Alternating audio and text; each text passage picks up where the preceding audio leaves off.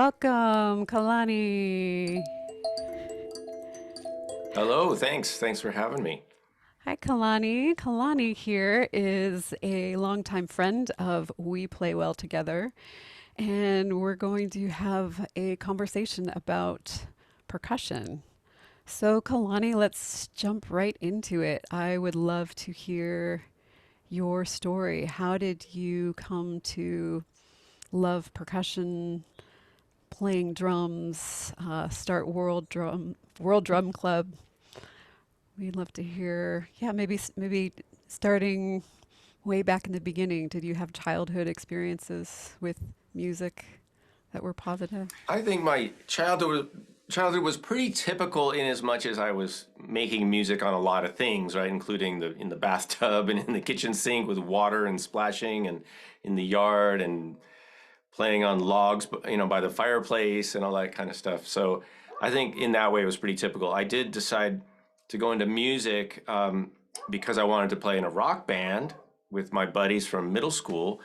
And then I went into college as a music major and graduated. But I really did get interested in world or hand percussion in college. Unfortunately, we had a great program where I went to Cal State Northridge, and I was exposed to a lot of people playing mostly Latin percussion, congas, bongos, all that percussion, and Brazilian percussion. And that's when I started the path on what we call hand percussion as opposed to drum set or orchestral percussion. But I still love it all. And I've since expanded into other things, including, the tuned instruments, many of which we play well together and string instruments like the ukulele and guitar, and then also wind instruments like the Native American style flute. So I love it all. I try to do everything and incorporate it in my work, which is incredibly varied at this point. So tell us a little bit about World Drum Club. It is a YouTube channel that has, gosh, how many videos now? Is it like 700 or something Uh, like we're that? yeah, very close to 700. I think we would have been over 700, but YouTube, yeah, it's around 700. I can't keep track, but I mean, yeah, it's that's hundreds. an incredible endeavor to keep that going. So congrats. It's a passion of service and sharing, and it's evolving over time. But I essentially started World Drum Club as a place to teach and share and do what I do, which is play music, teach music, share music with that things that other people are doing, talk about products, and just have a place to focus on, like the title says, world drumming, and have that kind of club atmosphere or club inclusivity. And I fortunately started that a few years ago, and it really came in handy the last couple of years, of course, with the way we all changed the way we're interacting and the way we're working. But I'm very happy with what's going on at World Drum Club. I have patrons, I have some supporters, which I feel very blessed and fortunate to have, as a teacher and artist, and then also just a lot of fans. And so there's, good interactions there and people sharing information and having contributions and, all the stuff that goes along with a YouTube channel. Yeah, I really love the educational focus of that channel. That it's that every time I've watched a video, I'm learning something that I didn't know before, and it's very user friendly. So you get into some complex concepts sometimes, so that people who are trained musicians would definitely get a lot out of it, but it doesn't feel overwhelming to the layman at all. So just want to, yeah, congratulate you on finding the balance of style that really speaks to a lot of people clearly. Thank you. I try to keep in mind that people watching may have a lot of experience. They may know terms like music theory terms or music terms, and they may not. And so I really do try to keep that in mind. So I'll usually like I might talk about 16th notes, right, or a scale, but then I'll say, but that's not important. What's important is or it just sounds like this. Like I'll just say, it just sounds like that. So music speaks for itself. everybody understands music, in their own way, and everybody can play music. And, if you happen to read music, fine. If you don't, or you don't want to read music, that's fine too. I mean, everything is good, right? So, and I really try to make it okay for people to be wherever they are and not get into comparison, of this is better than that, or, if you do this, it's better. And that's not for me to decide. So it's however people want to relate to what I'm doing is fine. I welcome everything. I do try to give, of course, quality information as I see it. And I will absolutely take a position on something based on my experience and training and all of that. And I think that's fine. But I also, at the same time, I've even asked people, come up with a counter argument or something. If I'm taking a strong position, correct me if I'm wrong, So, and that's all good too. So, but usually, because music is not a competitive sport, my goal is just to give people information that they can use and support them. Well, you certainly do. There's just a wealth of knowledge on World Drum Club.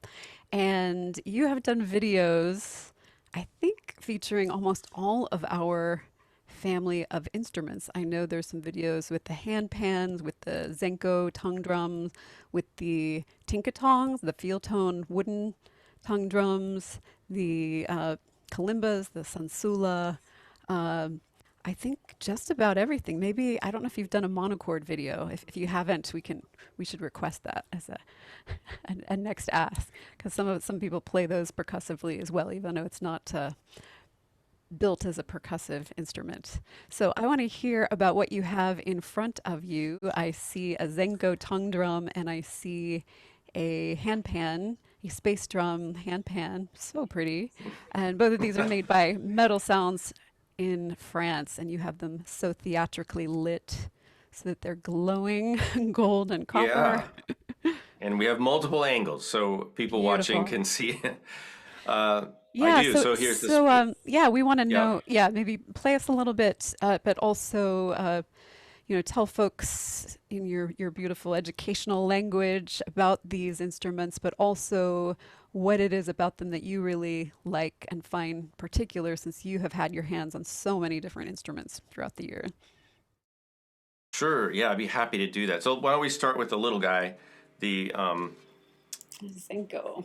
the Zenko, and the Zenko is you'll see these are similar, right? They're both round. They both have notes, around the outside and one in the middle. You can see there, and they're different, right? This one is just smooth, and you see that it's basically just got these laser cut, tines, areas or tongues, tines, whatever you want to call it, notes. And then this one is very different. So we'll talk about that in a second. But this one is what we generally categorize as a tank drum, because the early ones were made from the let's say the bottom of a oxygen tank, right? And people would literally cut the tank off and then use that dome, the metal dome, as the starting point, and then cut notes into it. And those were the early ones. Now, of course, the technology is amazing, and you can see that, just the craftsmanship, the beautiful craftsmanship and materials that go into these. I think, as Gabrielle said, that this is like the Porsche of tank drums now. Yes. So right. Just like the steel drum. Would you agree with that metaphor? I think that's true. Yeah, maybe Audi, maybe Porsche, something like that. The high-end but version yeah. of the drum, yeah. Yeah, it's a highly finely crafted instrument, but it's still an artisan-made instrument, which I think is important. And I'll talk about why that's important in a second. For me, just so everybody knows, and I say this on the channel, of course, a lot of things have become commodified, right? A lot of instruments become just widgets that are cranked out by a factory. And while there's a time and a place for those, and again, everything is useful in some way. But for me, for my values as a musician, I try to support and play instruments that are handcrafted by artisans, by craftspeople who understand not only how to make the instrument, but what is that instrument for in the hands of the musician. What does the musician want out of that instrument? In other words, you know, so it's not just enough to make an instrument. I think the benefit of getting a crafted instrument is that the person making it understands your needs as a musician. And there's that bridge, there's a connection there.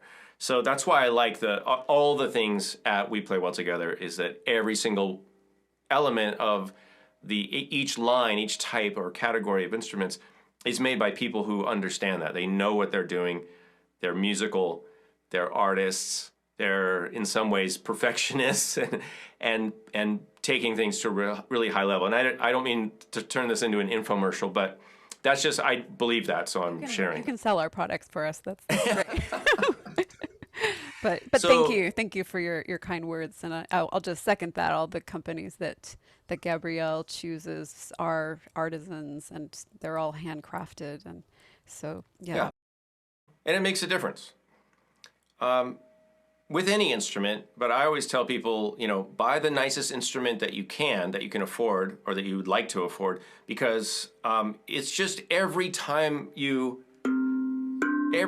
strike it, the quality's there, and it comes out, and you think about all the thousands and thousands of notes that you're going to play over the lifetime of your relationship with that instrument. That's multiplied, right? So start off strong, start off at a high level if you can, or work up to a high level. You'll never regret that, I don't think, especially if you actually do spend time playing it. You never can go wrong with quality. And also, there's a certain potentiality. I said it's like kind of like a car. I mean, I like to drive. I'm sort of a car guy. And one of the reasons that I would want to have a good car is because it's capable of doing more. It goes better, it turns better, it stops better, it runs better. So everything I can do in that vehicle is more accurate, it's more responsive, it's just I can do more. And it's the same with a good instrument. A well-made instrument, it just allows you to do more, to go where you want to go and play the music that you want to play, as opposed to having limitations. So that's another reason. It's not just about, you know, how well is it made, or, you know, it's not, that's a factor, but, you know, it's the function of it. It's the potential of that instrument to follow me as a musician wherever I want to go. So, but let's get back to the what and the how. We've talked about the why a little bit. But I want to show this, and hopefully people have a good view. So in this instrument, we're just striking with mallets, or I like to play with my hands a lot of the time. But if people don't want to play with their hands, or they're not comfortable, then you can always pick up a mallet, which I have here, something like this.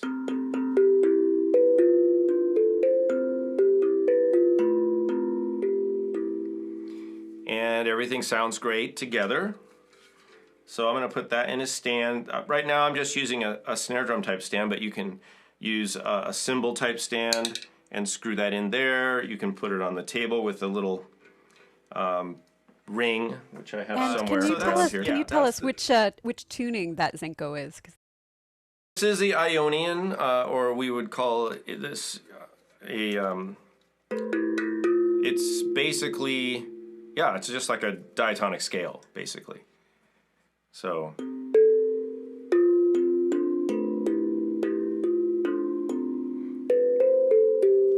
This particular one blends really well with the key of A minor. I use it a lot with the A minor or C major instruments. So maybe if we have time, I'll do a demo with this and play a little Native American flute that is in a A minor pentatonic scale. And people can see how that blends together. And I have videos on World Drum Club of where I'm combining these things. I like to use these in the live looping videos that I've been doing lately. So yeah, that's the tank drum, and you notice the tank drum has notes that are what I would characterize as kind of pure, fairly pure tones that they don't have a lot of complexity. They're almost kind of bell-like, or more like a vibraphone or something. right? They've got a kind of a rusticness to them, like just kind of simple, interesting still, but there's a basic quality to it, and they don't ring incredibly long. They ring a nice amount of time. Have a nice taper, and so you can have a kind of chime effect or ringing effect if you want, and then you can also use your hand, for example, maybe to mute notes.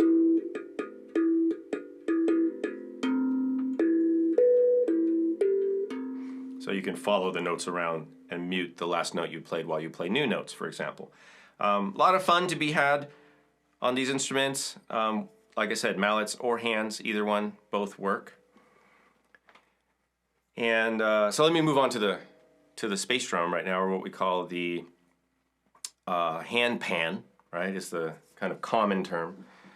And we probably should mention the hung drum, which is kind of the grandfather of all these types of drums, developed in, I believe, Switzerland, if I'm not mistaken. I'm not a handpan historian, so don't hold me to it. I believe so.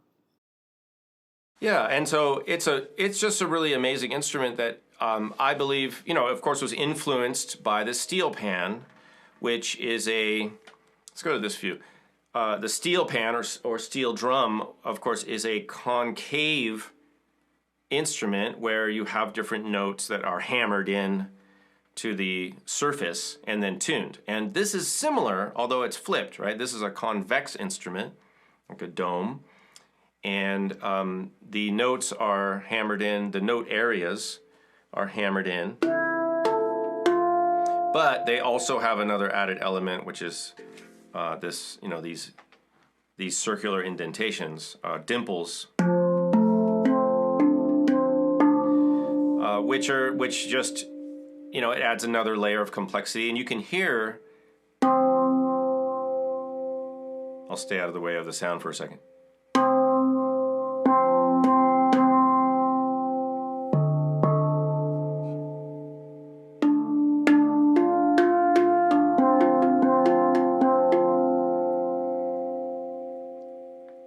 There's just an immense amount of harmonic activity there and blending and resonance within the instrument, which I think is just magical. I actually just did a video a couple weeks ago and I talked about resonance, because in music that's a big concept. Not only within an instrument, but within a group of people playing together. Or within somebody and the world, right? Resonance. People resonate with each other. We resonate with ideas. Resonance is a big idea. This instrument to me is kind of embodies that. Also, like the Zenko, the note patterns on the space drums can vary in their scales and their combinations. So this one tends to be kind of a D minor sound.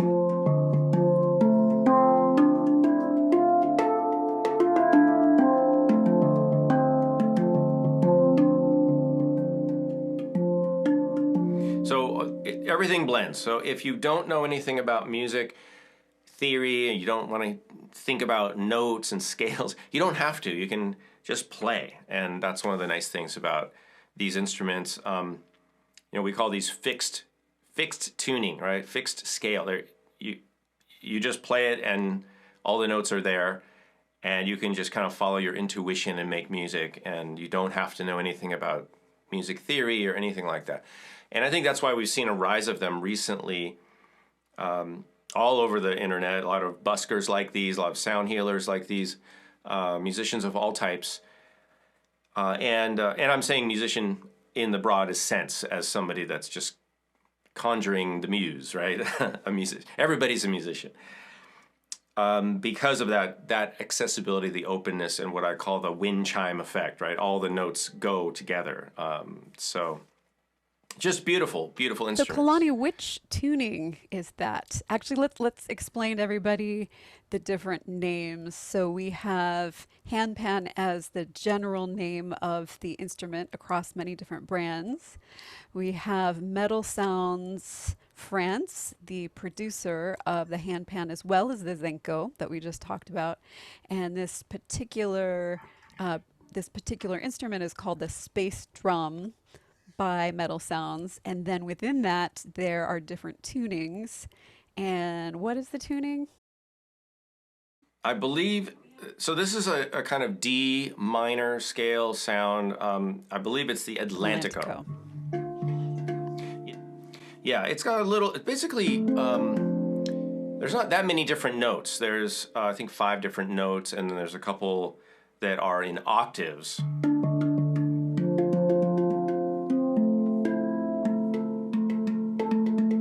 So there's 3 sets of octaves, and then there's just a couple other notes that are different. You can hear there's a little half step there, so you get some tension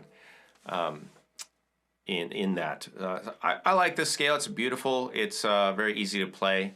But yeah, there's all sorts of different scales that align with the music of different cultures or different regions around the world. So I would encourage everybody to go listen.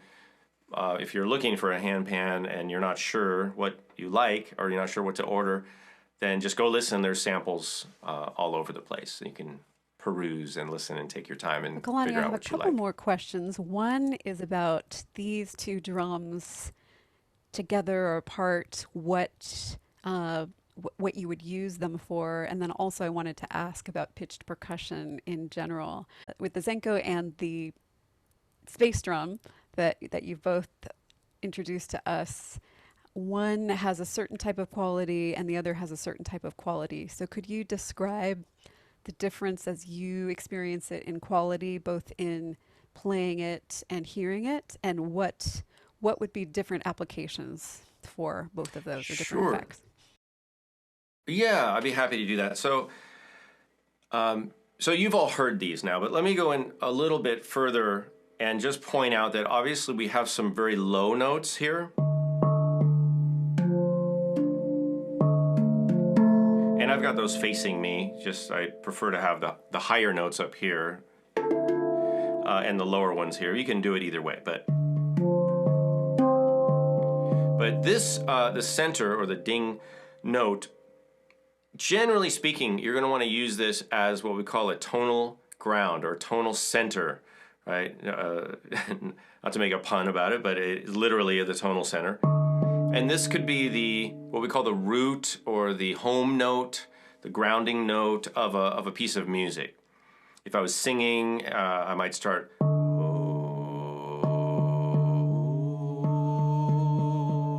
That could be my kind of home note. And then I can depart from there. It's actually the same note, but an octave higher. So I might use that as a foundation, and I might play a rhythm or just return to that on a regular basis. And that provides, in a lot of ways, for music, most music happens within some sort of what we call a structure, right? Some sort of structure, tonal structure, rhythmic structure, and those are built on cycles, repetition, returning to a theme, right? So I could, if I was, and often I do improvise, I would seek to establish the theme, and I do that through experimentation, through improvisation, and of course remembering what I know, using what I know, maybe thinking about a certain style. But I like to play around on the instrument until a theme emerges, and I'm generally going to focus on those lower notes as a theme. The upper notes on the space drum, I would probably reserve for an upper melody or some sort of harmony.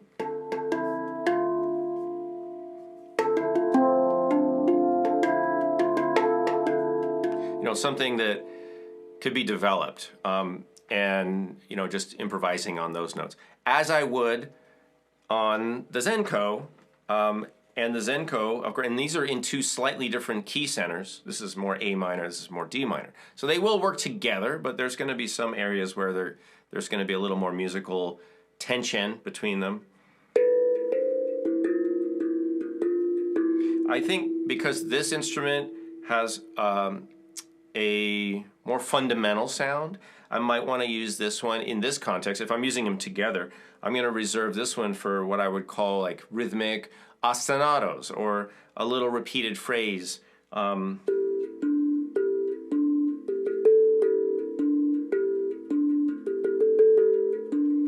know, maybe establish a little theme over there. Probably after I've done this. So I can try to do something like that as an example if you like. I do have my looper here. Let's hear it. And I'm down for going for Woohoo, it. let's go for it. Yeah. Should we try? Okay, and then I'll try to give people some different views. I have, a few camera angles. So why don't I'll start the looper, and maybe we'll add in a little native flute or whatever over the top. Sounds good. Here we go.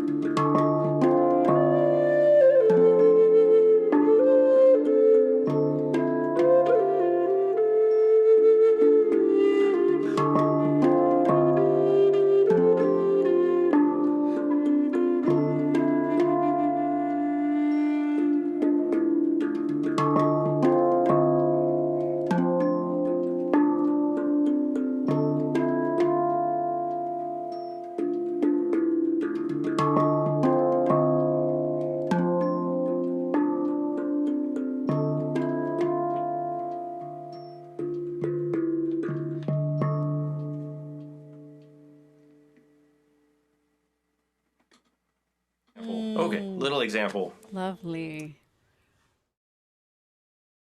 Thank you. It's always nice to be put on the edge. A little.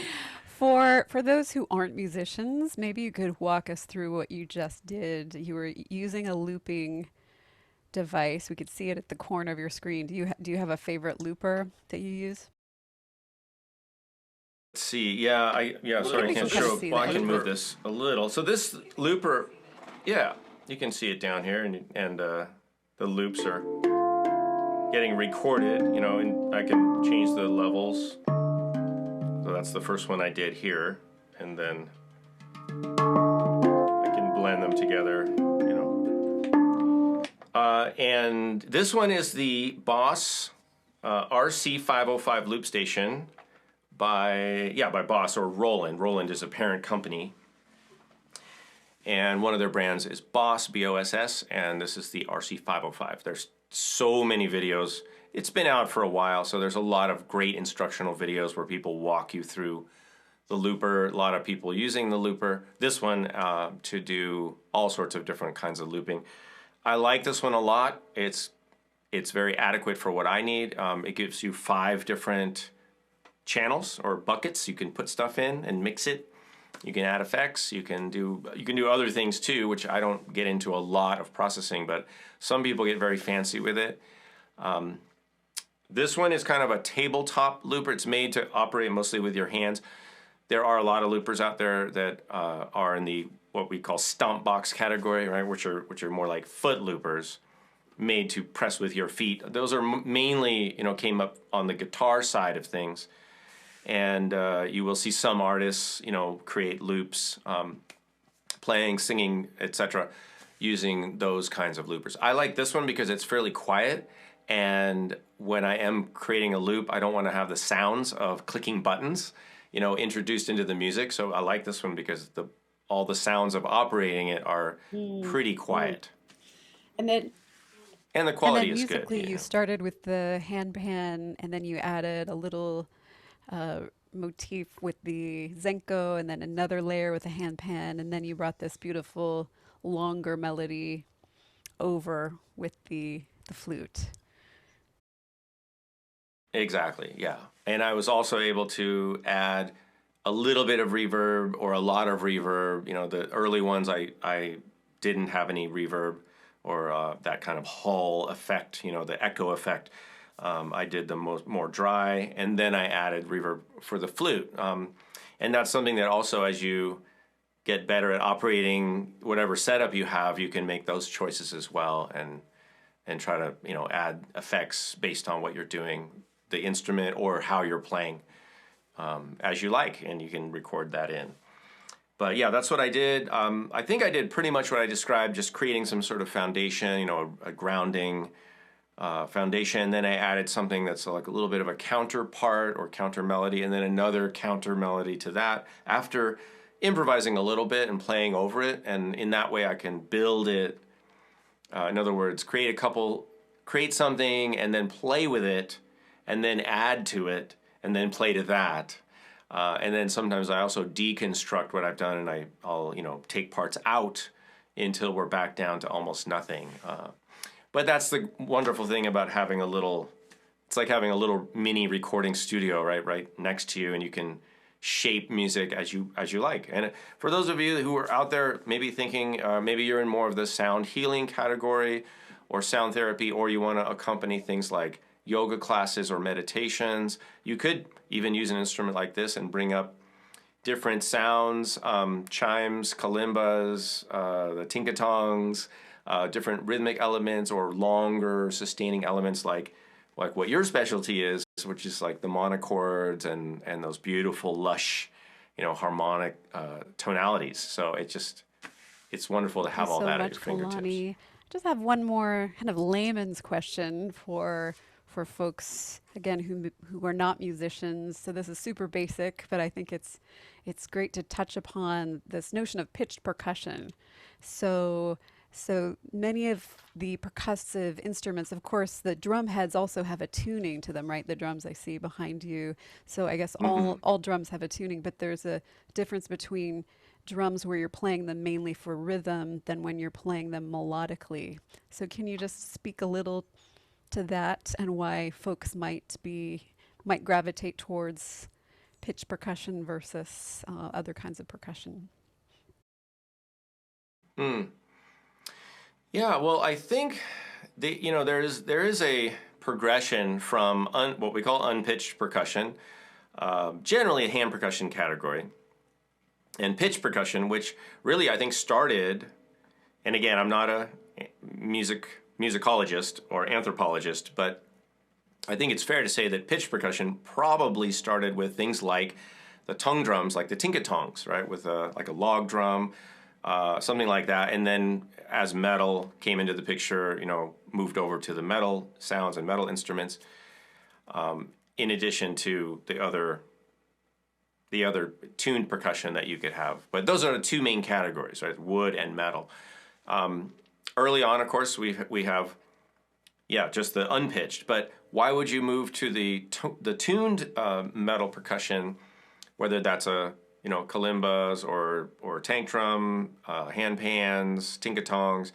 I think one big reason for me and for many people is that it gives you a tonal center or a harmonic form or space. Like I said, it creates this container, this musical container that not only has rhythm, but that has harmony, that has a a harmonic content. And what can you do with that?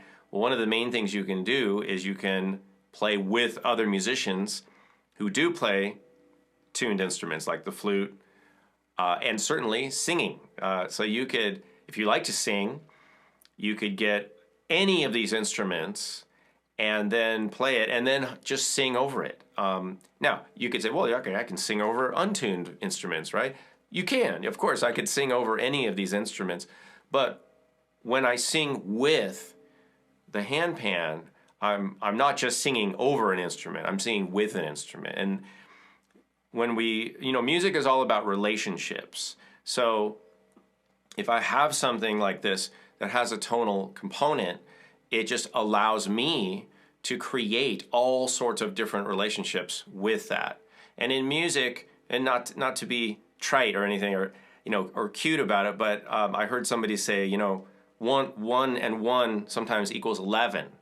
And I really do feel like when we play music, 1 plus 1 at least equals 3, because you've got what the one thing is, somebody's doing one thing, another person's doing another thing. But when you put those together, you end up with a third thing, right? Which is the combination, which is the result of that relationship. It's almost like a child, right? When you have a relationship with an instrument, you're creating more things. And so I think that alone is one reason to incorporate some tuned percussion into whatever you're doing musically. And then also for the people that do like to sing, maybe they're singing first and they're a singer, having something that you can use to accompany yourself is really special and great. And these instruments allow somebody who is not really ready to take the dive or commitment into, say, guitar or piano or another instrument that would traditionally be used for harmonic accompaniment. It's a wonderful little step that you can take that allows somebody to enter into the world of tonality and harmony in a way that's so welcoming and easy. But more than that, it's just quality and magical, really. A lot of these instruments, I think, are just special, so Yeah, beautifully put. that's what I would say. On the one hand, these instruments are such that anyone can pick them up and instantly become a musician. There are no wrong notes. You can just play. You can use your voice, and the voice becomes like a duet partner. But then at the same time, there is this complexity that you can build toward, and particularly with rhythm and with building complexity around the rhythmic structure, which you demonstrate so deeply. I don't know if that's the right word, but I'm often watching your videos and going, oh, there's all kinds of polyrhythms and complex number combinations, and so that's something that needs a lot of practice to work toward. So there's such a great arc. You can just get the instrument, you're instantly a musician, no wrong notes, do any kind of rhythm, any kind of thing that you want, and then there's this opportunity for growth and depth and complexity through rhythm. This has been so much fun. I know you wanted to share a little bit about some visions for the future, and I also want to hear about your teaching. How besides following World Drum Club can we follow you or support you or learn from you? So there's a Patreon, there's a World Drum Club on YouTube, and you also teach one-on-one and groups. What do you have for us?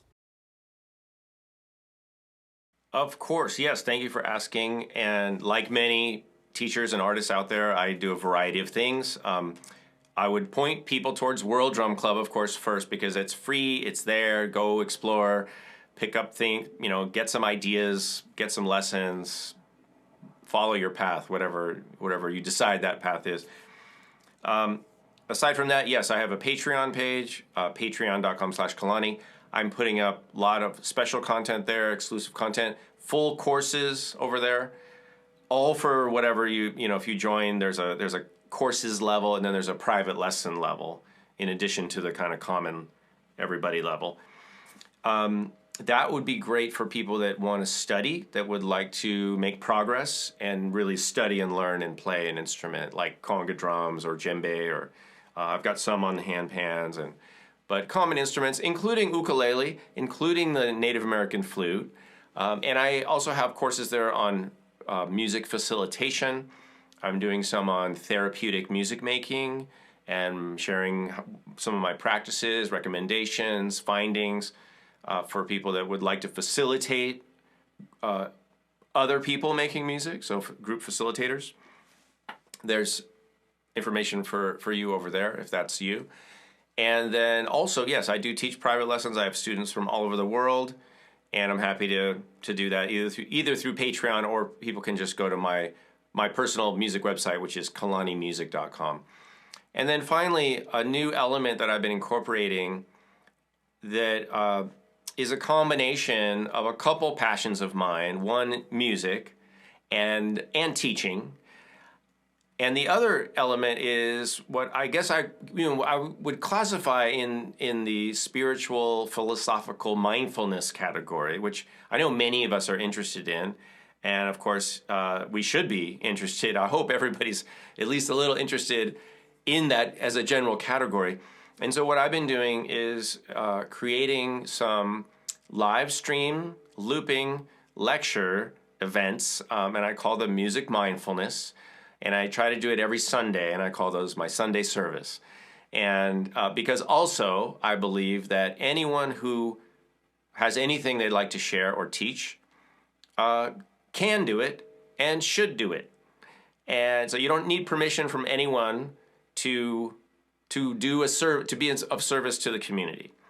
So I started doing these Sunday services a while ago as a way to more easily connect and share this kind of music mindfulness content or mindfulness content through the lens of the musician. So I didn't just invite people, if you'd like to tune in for that or watch those after I've created them. I try to do it every week. They're about 35 minutes, 40 minutes long. It's just a short bit of, I play some music, and I usually have a topic that I talk about each week. And it's just me sharing my own philosophy, experiences, and advice. I'm trying to help people that might want some help. And it's all kind of neutral in terms, it's not religious or even spiritual in the way that I'm not ascribing to any one school or platform or area of that, but just try to have something that anybody could use, whether they're, spiritual, atheistic, agnostic, neutral looking, whatever, right? Anybody can use that information. So that's what I'm doing. Music mindfulness every Sunday service, except this Sunday, because I'm going to my mom's 90th birthday party. Happy birthday, So Mom. I'm not going to be Yay, doing it 90. Woo, this woo. Sunday. Yeah. Yeah, it's amazing. And she's still teaching hula classes. Wow. Teaching the hula classes. Yeah, so I'm just hoping I got some of that in my DNA. Well, thank you so much, Kalani. Thank you for being such a great ambassador of We Play Well Together and a longtime friend. We have such a great community of artists who are not just great artists, but really great people. I think Gabrielle, as the founder of We Play Well Together, attracts really, really amazing people with a lot of integrity. So I want to thank I you agree. for being part of this family. My pleasure. Thank you, Joule. I really appreciate everything you're doing, and thanks for having me again on the show. And I agree with you about We Play Well Together and Gabrielle, everybody involved. It's just amazing people. It's really an honor and a pleasure.